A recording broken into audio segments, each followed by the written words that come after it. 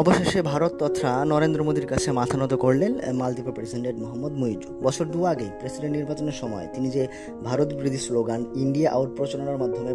ক্ষমতা এসেছিলেন, সেখান থেকে 90 ডিগ্রি ঘুরে অর্থাৎ এবং সেসব ত্যাগ করে কিন্তু বর্তমানে ভারত তথা নরেন্দ্র মোদীর সঙ্গে সম্পর্ক উন্নয়নে তিনি আপ্রাণ চেষ্টা করে যাচ্ছেন, এবং যার ফলে সম্প্রতি আমাদের প্রধানমন্ত্রী মালদ্বীপ যে সফর করেছেন সেখানে প্রোটোকল ভেঙে তিনি আমাদের প্রধানমন্ত্রীকে রিসিভ করতে এসেছিলেন বিমানবন্দরে। আমরা জানি যখন তিনি ক্ষমতায় আসেন সেই সময়ে অর্থাৎ গত বছরের জানুয়ারিতে আমাদের প্রধানমন্ত্রী নরেন্দ্র মোদী লাক্ষাদ্বীপে গিয়ে বিভিন্ন কিছু ভিডিও এবং পোস্ট শেয়ার করেছিলেন, এবং সেখানে মালদ্বীপের বিভিন্ন নেতা মন্ত্রীরাও কিন্তু কুরুচিপূর্ণ মন্তব্য করেছিলেন, যার ফলে আমাদের দেশের যে সাধারণ জনগণ তারা কেঁপে ওঠে এবং সোশ্যাল মিডিয়ায় কিন্তু একটি